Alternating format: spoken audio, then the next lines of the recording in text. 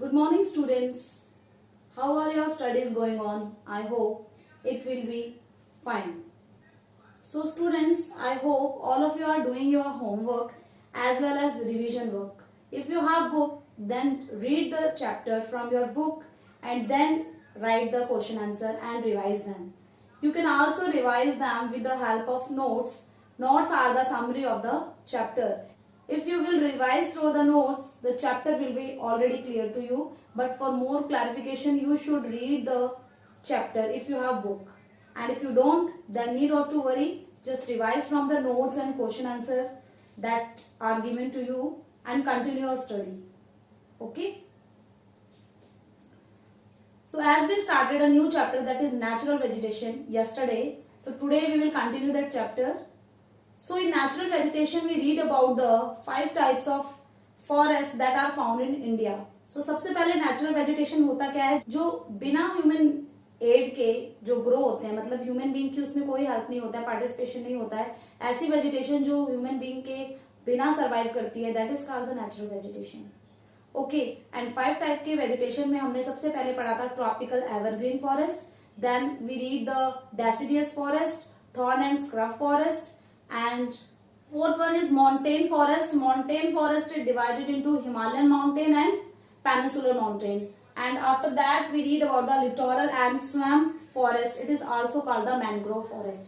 अब ये mangrove forest है, ये river जो valleys है, जो deltas हैं, या कोई भी gulf है, जो water bodies है, उसके near में जो trees हमें मिलते हैं, इन्हें mangrove trees कहा जाता है, mangrove vegetation कहा जाता है. So गोदावरी, महानदी, कृष्णा, ये रिवर वैली जहाँ पर डेल्टा बनाती है, या Ganga and Brahmaputra river Sundarban delta बनाती है वेस्ट बंगाल में, इस टाइप की वेजिटेशन है टाइडल, ये वहां पर पाई जाती है. लिटोरल फॉरेस्ट में टोटल एरिया वेटलैंड का 3.9 मिलियन हेक्टेयर्स है. वेटलैंड मतलब मार्शी एंड स्वैम्पी, जहाँ पर दलदल है और जहाँ पर बहुत ज्यादा वाटर की वजह से वो स्टिकी है बहुत ज्यादा वहां की जो लैंड है.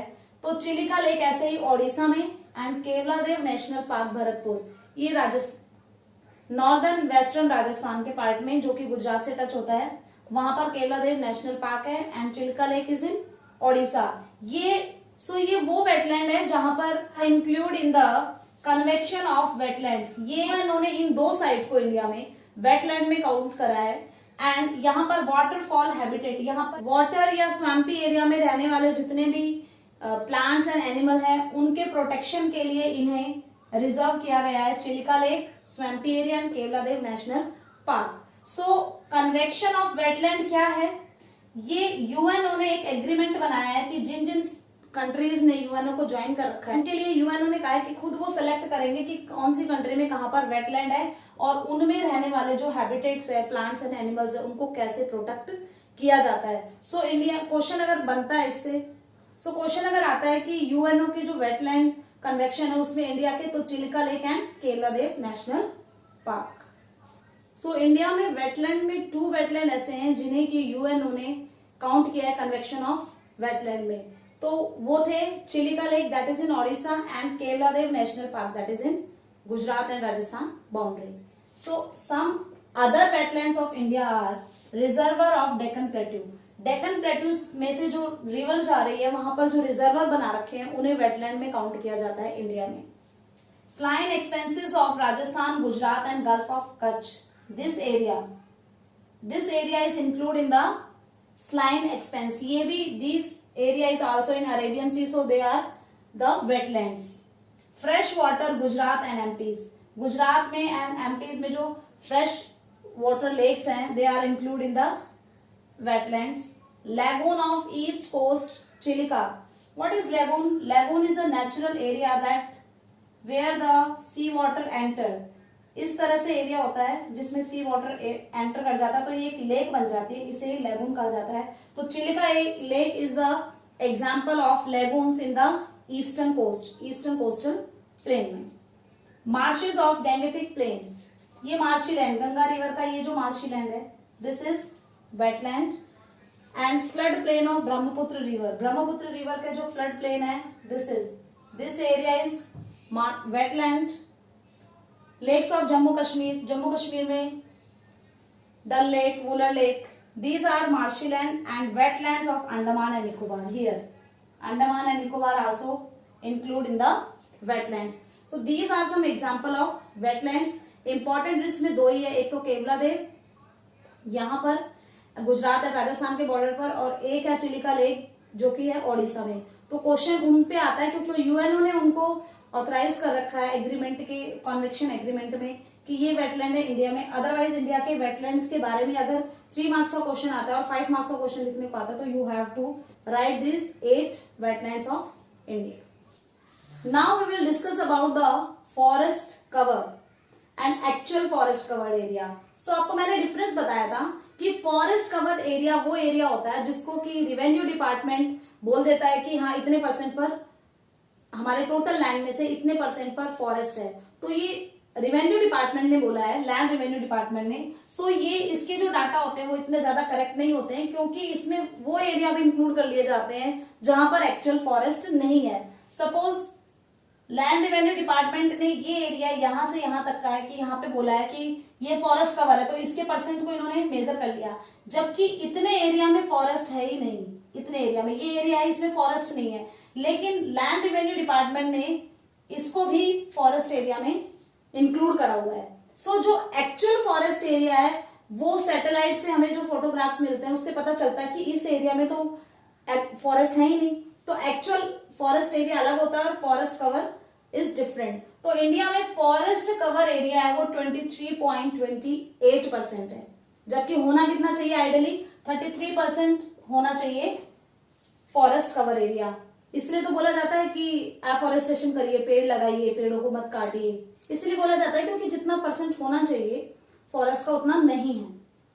ओके, एक बार हम देख लेते हैं कि जब फॉरेस्ट कवर बोला गया है कि इंडिया में इतना फॉरेस्ट कवर है, तो कहां पर कितने, तो कौन सा पार्ट कितना कवर कर रहा है फॉरेस्ट का। तो लक्षद्वीप की बात करें तो यहाँ पर बता रखा है कि 0% फॉरेस्ट कवर है, यहाँ पर फॉरेस्ट नहीं है लक्षद्वीप में। अंडमान एंड निकोबार में सबसे ज्यादा है 86.93%। Okay, then Rajasthan and Gujarat, Punjab, Haryana and Delhi, यहाँ पर फॉरेस्ट कवर है वो 10% से भी कम है इन एरियाज में। राजस्थान एंड गुजरात तो हम एरिड रीजन मान लेते हैं कि यहाँ पर एरिड रीजन है, इसलिए यहाँ पर कम है % फॉरेस्ट का। लेकिन पंजाब और हरियाणा में फॉरेस्ट इसलिए कम है क्योंकि यहाँ की जो जमीन है, यहाँ की जो लैंड है, उसका कल्टीवेशन एग्रीकल्चर के लिए यूज किया गया है। मतलब यहाँ पर फार्मर्स हैं वो एग्रीकल्चर वर्क ज्यादा करते हैं अपने फार्म्स पर, इसलिए यहाँ पर जो tree cover, forest cover area है वो कम है। एंड दिल्ली तो आपको पता है ये अर्बन एरिया है, तो डिफरेंट इंडस्ट्रीज है या सेटलमेंट है या फ्लैट्स है, उनके लिए फॉरेस्ट कवर एरिया बहुत कम है। तो 10% से भी ज्यादा कम है forest cover Rajasthan, Gujarat, Punjab, Haryana and Delhi में। Next, Tamil Nadu and west Bengal में 10 to 20% है। यहाँ पर तो रिवर्स एरिया, हिली एरिया है, तो यहाँ पर ट्रीज है, तो 10 और 20% के बीच में है वेस्ट बंगाल में एंड तमिलनाडु में। दादरा एंड नागर हवेली एंड गोवा, इस रीजन में 20 to 30% फॉरेस्ट कवर है। And northern eastern state, Mizoram, Arunachal Pradesh, Assam, Nagaland, यहाँ पर 30% से ज्यादा है फॉरेस्ट कवर। तो ये हमने देखा कि इंडिया में कहां पर कितना फॉरेस्ट कवर एरिया है। तो टाइप ऑफ फॉरेस्ट हमने रीड करा, and now we will read the forest conservation. So forest conservation बहुत ज्यादा जरूरी है क्योंकि डिफॉरेस्टेशन बहुत ज्यादा हो रहा है, जिससे इकोलॉजी इम्बैलेंस हो रही है। तो कुछ पॉलिसीज एंड प्रोग्राम्स फिक्स करे गए हैं ताकि लोग अवेयर हों एंड जो फॉरेस्ट है उनको कंजर्व करके रखा जा सके। सो फॉरेस्ट पॉलिसी आई थी आफ्टर इंडिपेंडेंस 1952 में बनी थी, एंड उसके बाद में ये अमेंडमेंट हुआ, इसमें चेंजेस आए 1988 में। तो अब इस फॉरेस्ट पॉलिसीज में किन किन रूल्स को रखा गया था। सस्टेनेबल फॉरेस्ट मैनेजमेंट, कि फॉरेस्ट मैनेजमेंट उसका सस्टेनेबल तरीके से यूज करना है, मतलब ऑप्टिमम यूज करना है, जहां पर जरूरत है तभी पेड़ों को काटा जाए क्योंकि मेंटेन करके रखने हैं फॉरेस्ट।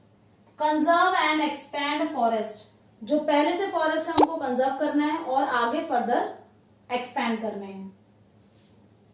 अब कंजर्वेशन के लिए और एक्सपैंड करने के लिए कुछ रूल्स बनाए गए थे कि हमें फॉरेस्ट 33% एरिया है वो अंडर फॉरेस्ट करना है, मतलब फॉरेस्ट से कवर होना चाहिए 33%, जो कि अभी हमने पढ़ा था। जो एरिया अभी 33% नहीं है उसको 33% बनाना है। एनवायरमेंटल स्टेबिलिटी, एनवायरमेंट को कंजर्व करके रखना है, जिसके लिए फॉरेस्ट की तरफ ध्यान देना पड़ेगा। रिस्टोर फॉरेस्ट इकोलॉजिकल इम्बैलेंस, जहां पर इकोलॉजी बिगड़ रही है, इकोलॉजिकल इम्बैलेंस आ रहा है, वहां पर रिस्टोर करके रखना है फॉरेस्ट को, मतलब वहां पर no more deforestation. And check soil erosion, मतलब अगर हम पेड़ काटते हैं तो उससे जो सॉइल होती है वो लूज हो जाती है, फिर सॉइल का इरोजन भी स्टार्ट हो जाता है, तो उस इरोजन को रोकना है, उसके लिए पेड़ों की कटाई को रोका जाएगा। एंड एक्सटेंशन ऑफ डेजर्ट, जब पेड़ कट जाते हैं तो वो एरिया है वो डेजर्ट दिखने लगता है, क्योंकि वहां पर कोई वेजिटेशन नहीं है। तो ये जो एक्सटेंशन है, ये जो बढ़ता जा रहा है, विस्तार है डेजर्ट का, इसको रोकना है, मतलब पेड़ों को कम से कम काटा जाएगा। एंड सोशल फॉरेस्ट्री को फॉलो करना है।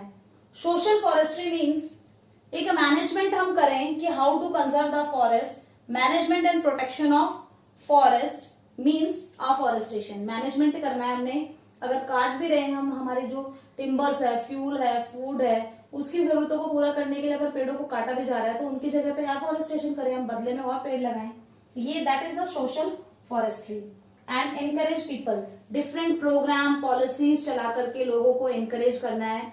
और हम देखते भी हैं कि स्कूल में भी कंपटीशन होते हैं कि trees are very important for us, ऐसे राइटिंग कंपटीशन हो रहा है, ड्राइंग या पोस्टर मेकिंग, तो लोगों को अवेयर करने के लिए कि फॉरेस्ट का क्या इंपॉर्टेंस है, ट्रीज का, ये भी प्रोग्राम्स चलाए जाते हैं। इंडिया में 593 डिस्ट्रिक्ट्स में से 187 डिस्ट्रिक्ट्स हैं जो कि ट्राइबल डिस्ट्रिक्ट्स हैं। Tribal districts means tribal people, आपको पता है फॉरेस्ट में रहते हैं, तो कहीं ना कहीं जो ट्राइबल पीपल है उनका सपोर्ट लेना चाहिए फॉरेस्ट को कंजर्व करने के लिए। Next, the national commission on agriculture 1976 में, the national commission on agriculture है, इन्होंने जो सोशल फॉरेस्ट्री है उसके कुछ टाइप बताए थे कि सोशल फॉरेस्ट्री को हम कैसे फॉलो कर सकते हैं, मतलब लोगों को मोटिवेट करना कि ज्यादा से ज्यादा प्लांट वो ग्रो करें। तो इन्होंने सोशल फॉरेस्ट्री के बारे में बताया था कि सोशल फॉरेस्ट्री में हम किस तरह से लोगों को मोटिवेट कर सकते हैं डिफरेंट लेवल पे। So first one is urban forestry. Urban areas है, जितने भी शहर है, उनमें public and privately on lands, की पब्लिकली है चाहे वो गवर्नमेंट के अंडर है, चाहे प्राइवेटली वो इंडिविजुअल्स की है, तो वहां पर ट्रीज लगाना है। सो वहां पर ट्रीज लगाना इज अ अर्बन फॉरेस्ट्री। जैसे अर्बन सेंटर्स में ग्रीन बेल्ट्स मतलब जैसे कोई इंडस्ट्री है उसके चारों ओर जो प्लांट्स है वो ग्रो कर दिए, या ट्रीज लगा दिए, या पार्क में बहुत सारे ट्रीज लगा दिए, रोड के साइड में ट्रीज लगा दिए, एवेन्यूज अपार्टमेंट्स के साइड में, इंडस्ट्रीज के पास में, या मार्केट है उसके या तो चारों ओर या बीच में कोई एरिया तो वहां पर ट्री है उनको ग्रो कर दिया। So that is the urban forestry. And rural forestry, rural areas में, विलेजेस में कैसे करवाएंगे लोगों से फॉरेस्ट्री, तो ये दो टाइप से होती है। First one is agro forestry, कि फार्मर्स हैं वो एग्रीकल्चर के साथ साथ उसी लैंड पर जो वेस्ट पैच है या फिर बीच में कहीं कहीं पर वो प्लांट्स को उगा रहे हैं। सो इसे इंक्लूड करा जाएगा एग्रो फॉरेस्ट्री में, क्योंकि दोनों चीजें साथ हो रही है, फॉरेस्ट्री भी साथ हो रही है, एग्रीकल्चर भी हो रहा है। And another one is community forestry. Community forestry means जो पब्लिक लैंड है, जो कम्युनिटी लैंड है, जैसे पंचायती जमीन होती है, वहां पर ट्रीज को ग्रो करना, that is the community forestry. जैसे स्कूल है गांव में कोई, तो स्कूल में पेड़ लगाना, या टेंपल के आसपास पेड़ लगाना, या सड़क है उसके चारों ओर, या कोई कैनाल जा रही है, नहर और नाले होते हैं गांव में इरिगेशन के लिए नहर और नाले होते हैं, उनके चारों ओर पेड़ लगाना, that is the community forestry. So अभी हमने अर्बन फॉरेस्ट्री पढ़ी अर्बन एरियाज में, एंड रूरल फॉरेस्ट्री में हमने दो टाइप पढ़े, agro forestry and community forestry. Third type of social forestry is farm forestry.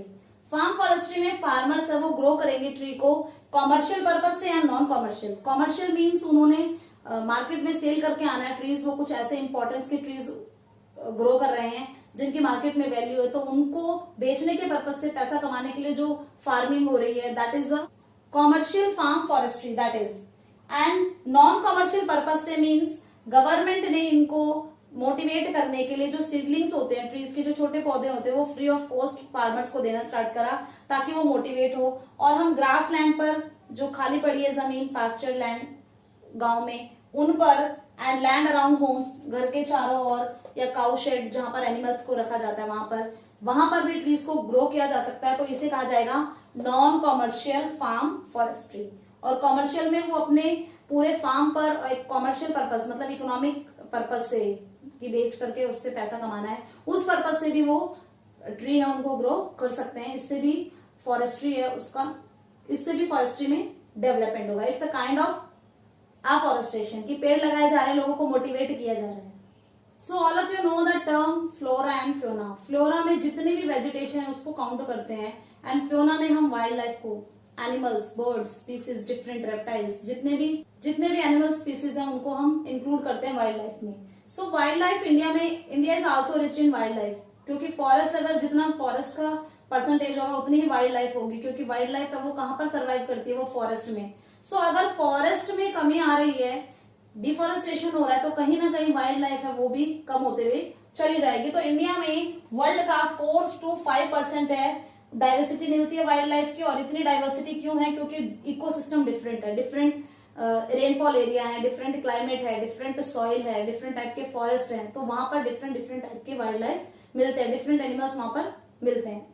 So decline in wild life, कुछ reason है जिसकी वजह से वाइल्ड लाइफ में जो डिफॉरेस्टेशन के रीजन है, जो फॉरेस्ट में कमी आने के रीजन है, वही वाइल्ड लाइफ में भी कमी आने के रीजन है। मींस अगर फॉरेस्ट रिड्यूस हो रहा है तो ऑटोमेटिकली वाइल्ड लाइफ है वो भी रिड्यूस हो जाएगी। सो इंडस्ट्रीज बन रही है, फॉरेस्ट को काट के आपने इंडस्ट्रीज बनाई है, इंडस्ट्री जब वहां पर रन करेंगी तो आसपास की जो वाइल्ड लाइफ होगी वो वहां पर नहीं रह पाएंगे। एग्रीकल्चर के लिए लैंड को क्लियर किया जा रहा है, वाइल्ड लाइफ अपने हैबिटेट के लिए दूसरी जगह को ढूंढती है, रोड्स का कंस्ट्रक्शन हो रहा है, माइनिंग हो रही है, ये सारी एक्टिविटी है जिससे जो वाइल्ड लाइफ है वो वहां पर नहीं रहते हैं, वो दूसरे प्लेसेस पर मूव हो जाते हैं। ह्यूमन सेटलमेंट, घर बन रहे हैं, फ्लैट्स बन रहे हैं, मॉल बन रहे हैं। लोकल पीपल, जो फॉरेस्ट में लोकल पीपल रहते हैं वो भी टिम्बर, फॉडर और फ्यूल वुड के लिए वो घूमते रहते हैं जंगलों में, जिसकी वजह से जो वाइल्ड एनिमल होते हैं वो इधर उधर छुप जाते हैं या भाग जाते हैं वहां से। Hunting is the main. पहले के टाइम पर एंटरटेनमेंट के लिए ब्रिटिशर्स ने हंटिंग, जो किंग्स थे वो हंटिंग करते थे, उसके बाद में पॉलिसीज बनी, फॉरेस्ट पॉलिसी बनी, हंटिंग पर बैन लगाया गया। वो इसीलिए क्योंकि हंटिंग करने से भी जो वाइल्ड लाइफ है वो खत्म होती जा रही है। And incidence of forest fire, और जंगलों में कई बार आग लग जाती है जिसकी वजह से वहां पर रहने वाले जो जानवर है वो दूसरे प्लेसेस में छुपने की कोशिश करते हैं। सो वाइल्ड लाइफ को कंजर्व करने के लिए 1972 में वाइल्ड लाइफ कंजर्वेशन एक्ट बना था। Very important, wild life conservation act 1972। इसमें बाद में अमेंडमेंट भी हुआ, इसमें चेंज भी लाए गए 1991 में। तो अमेंडमेंट तो कम ही पूछा जाता है, लेकिन आपसे ये जरूर पूछा जा सकता है वाइल्ड लाइफ कंजर्वेशन एक्ट है वो कब बना था, क्यों बना था? Protect endangered species. Endangered species वो होते हैं जिनके खत्म होने का, एक्सटिंक्ट जो खत्म हो चुके हैं, एंडेंजर्ड जो खत्म हो जाएंगे अगर नहीं बचाया गया तो एंडेंजर्ड स्पीसीज है उनको प्रोटेक्ट करने के लिए एक्ट बनाया गया था। एंड इसमें मोटिवेट किया गया था कि ज्यादा से ज्यादा national park and wild life sanctuaries है वो बनानी है। National park and wild life sanctuary means वो प्रोटेक्टेड एरिया होता है जहां पर hunting and cutting of trees है वो पूरी तरह से बैन होता है। तो नेशनल पार्क तो इसका मेन पर्पज है कि वहां के जो फॉरेस्ट है उसको ना काटा जाए, एंड वाइल्ड लाइफ सेंचुरीज का मतलब है कि वहां की जो वाइल्ड लाइफ है उसको डिस्टर्ब ना किया जाए। Hunting and cutting of tree है वहां पर बैन होता है। तो दोनों का पर्पस यही है, क्योंकि अगर फॉरेस्ट बचे रहेंगे तो वाइल्ड लाइफ अपने आप ही कंजर्व हो जाएगी। So right now 92 national park है इंडिया में एंड 492 वाइल्ड लाइफ सेंचुरीज है। These are the protected area, ये प्रोटेक्टेड है। So conservation of flora and fauna कैसे डिफरेंट हमने देखा कि एक्ट बनाए गए हैं फॉरेस्ट को बचाने के लिए, forest policy and wild life conservation act 1972 वो वाइल्ड लाइफ को बचाने के लिए। सो ये डिफरेंट जो प्रोग्राम है इसको इंटरनेशनली भी एक सीरियस डिजास्टर माना जाता है, इंटरनेशनली भी, कि कोई एनिमल स्पीसीज है वो अगर एंडेंजर्ड है, अगर किसी कंट्री में डिफॉरेस्टेशन हो रहा है तो इसको ग्लोबल लेवल पर भी एक इशू माना जाता है। इसीलिए government of India and UNESCO UNO की ऑर्गेनाइजेशन है, united nation environmental science and cultural organisation. Means इस ऑर्गेनाइजेशन ने एक प्रोग्राम चलाया, मैन एंड बायोस्फीयर प्रोग्राम, जिसमें बायोस्फीयर है, वाइल्ड लाइफ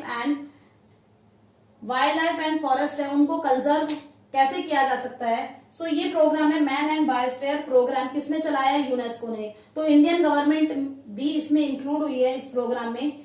एंड 1973 में प्रोजेक्ट टाइगर किसके लिए था? जो टाइगर की स्पीसीज थी उसको बचा के रखने के लिए 27 टाइगर रिजर्व बनाया गया इंडिया में। एंड 1992 में प्रोजेक्ट एलिफेंट चलाया गया, जो कि 13 स्टेट में स्टार्ट करा गया था ये एलिफेंट को कंजर्व करने के लिए, वाइल्ड लाइफ को। And what is biosphere reserve? Biosphere reserve क्या होता है? ये एक यूनिक कॉम्बिनेशन है टेरेस्ट्रियल का एंड कोस्टल एरियाज का। टेरेस्ट्रियल एंड कोस्टल एरियाज में जितने भी प्लांट्स एंड वाइल्ड लाइफ मिलती है उन्हें हम बायो रिजर्व कहते हैं। सो इंडिया में राइट नाउ 14 बायो रिजर्व है, एंड जिसमें से यूनेस्को ने 4 बायो रिजर्व को world network of biosphere reserve में इंक्लूड करा है।